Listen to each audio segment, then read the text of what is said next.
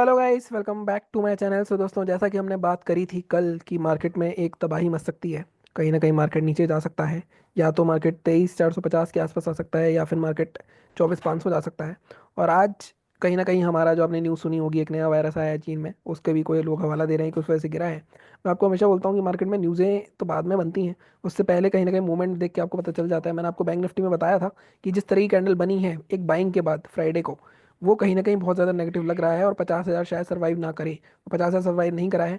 But कहीं ना कहीं देखो, एक मैं थोड़ी सी हट के बात करता हूँ। आपने नोटिस करा होगा कि मार्केट में जब भी बड़े दिन आते हैं तो कहीं ना कहीं हमारे साथ कुछ ऐसा होता है कि हम या तो ऑफिस में काम कर रहे होते हैं तो हम या तो बिजी होते हैं, या फिर हम ट्रेड नहीं कर पाते। 2-3 दिन से मेरे सेगमेंट की प्रॉब्लम हो रही थी। आज मेरे पास सेगमेंट एक्टिवेट हो गया था, लेकिन आज मैं बिल्कुल भी मार्केट नहीं देख पाया हूँ। जैसा कि आपको पता है कि मैं मैनेजर बन गया था लास्ट ईयर, और उस मैनेजर बनने के बाद तो अलग ही प्रेशर आता है। तो आपको पता ही है कि कॉल्स में ही बिजी रहते हैं मैनेजर नॉर्मली। तो मैं नॉर्मली कॉल्स में ही बिजी था। लेकिन अगर आपने मेरे लेवल्स को फॉलो करा होगा तो आपने पैसे कमाए होंगे। मैं पैसे नहीं कमा पाया, कोई बात नहीं। आप अगर पैसे कमा पा रहे हो वीडियोस देख के, कुछ भी हेल्प आपको मिल रही है, तो I think that is more than enough. But यहाँ पे बात करें अगर आज की, 3 दिन से मैंने आपको पूरे दिखाए थे स्ट्राइक प्राइसेस वगैरह। वो ट्रैकर में बाद में अपडेट कर दूंगा। मैं आपको यहाँ दिखा देता हूँ। हमारा जो लेवल था सेलिंग का, अगर आप देखोगे 23,923 था। इसके नीचे टारगेट हमने 871 और 820 रखे थे। यहाँ पे अगर आप देखोगे तो सबसे पहले 923 के आसपास मार्केट ने 3 बार कोशिश करी, बट क्लोजिंग नहीं आई। यहाँ कहीं ब्रेक करा, यहाँ क्लोजिंग दे दी। इसके लो के नीचे आप शॉर्ट कर सकते थे। अब दिक्कत क्या हुई यहाँ पे 820 तक के टारगेट थे। 30-40 पॉइंट आपके स्कैंडल क्लोजिंग में ही चले गए। अब आप यहाँ पे बोलोगे यहाँ पे तो रूल होता है हमारा कि मार्केट गिरता आ रहा है।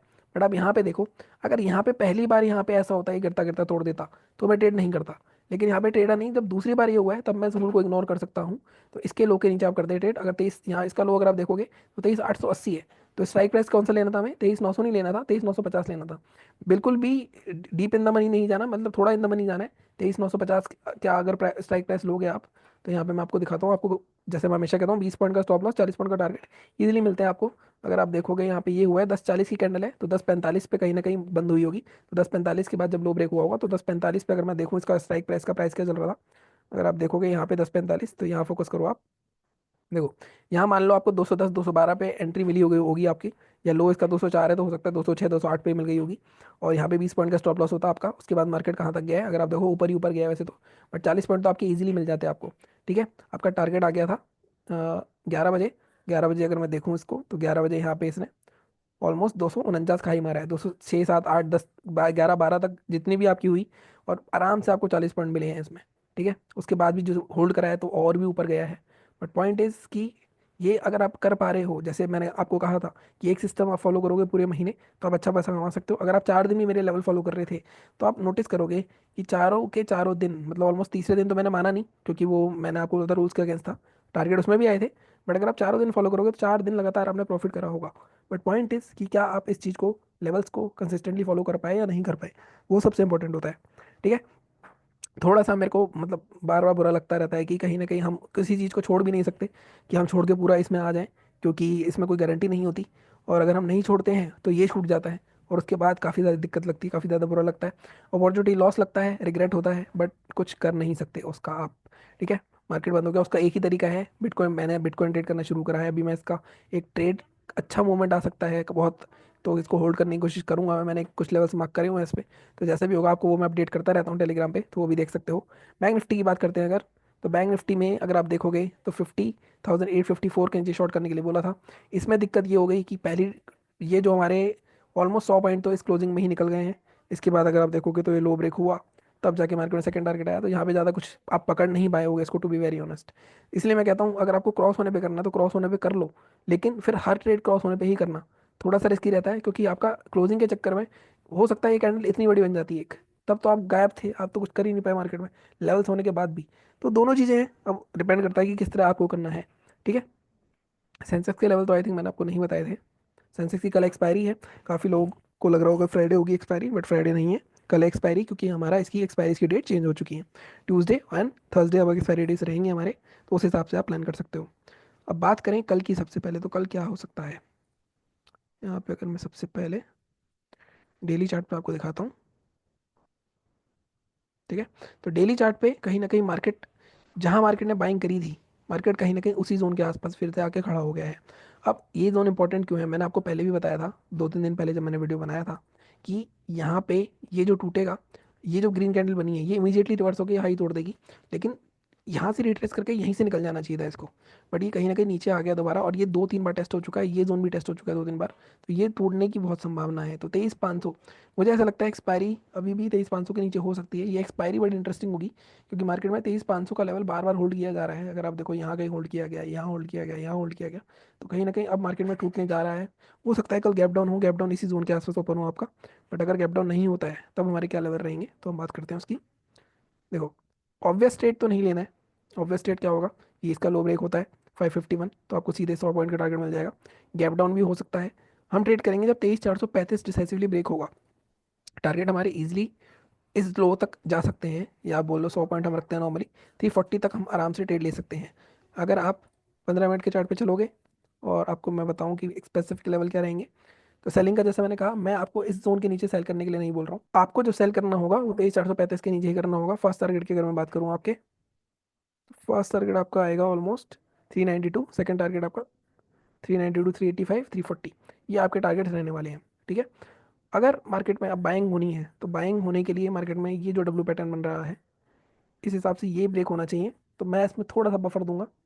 यहाँ पे अगर बाइंग करनी होगी आपको, तो आप बाइंग करोगे 800, 5 या 10 के ऊपर। इससे पहले बाइंग नहीं करोगे। 810 ले लेते हैं, 820 ले लेते हैं।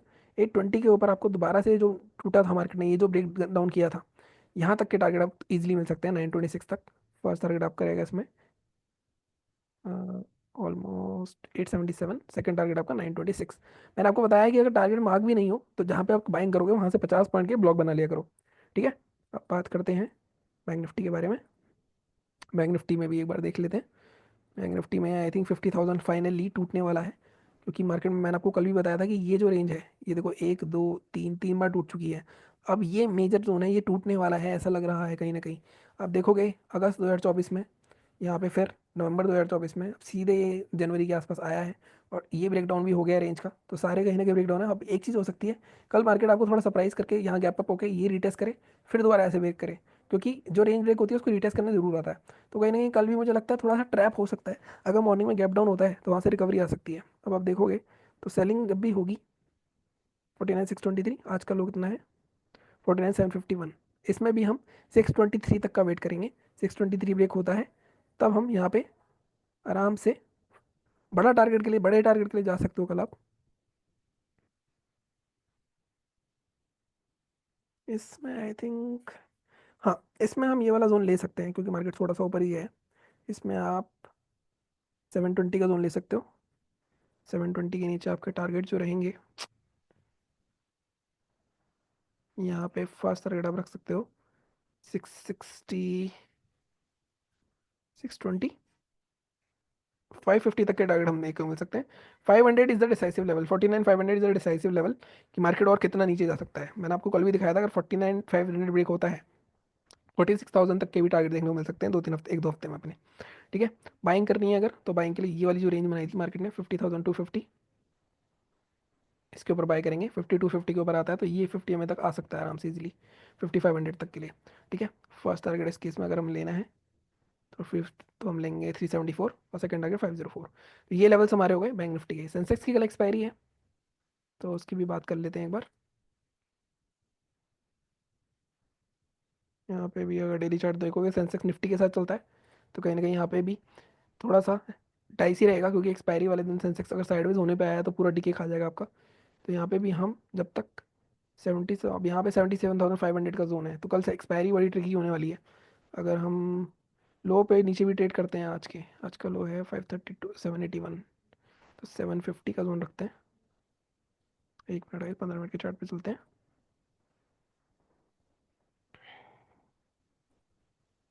यहाँ पे हम 730 का जोन रखते हैं। बट यहाँ पे देखो स्ट्रॉन्ग सपोर्ट है, ज़्यादा नहीं मिलेगा आपको, 200 पॉइंट मिल सकते हैं। 500 ब्रेक होता है, इस तरह का मोमेंटम दिख रहा है, तो एक बड़ा मूव मिल सकता है हमें। 77, 230 तक भी आ सकता है। ठीक है। तो ये थोड़ा सा ध्यान से चलना। बाइंग के लिए इसमें, अगेन बाइंग के लिए आपको बैठना पड़ेगा इसमें काफ़ी, क्योंकि सीधे यहाँ पे बैंक निफ्टी 300-400 पॉइंट के बाद आ रहा है। तो वो भी 500 के आसपास आ रहा है। 5 मिनट के चार्ट पे देख लेते हैं एक बार, कुछ अगर हमें मिलता है तो।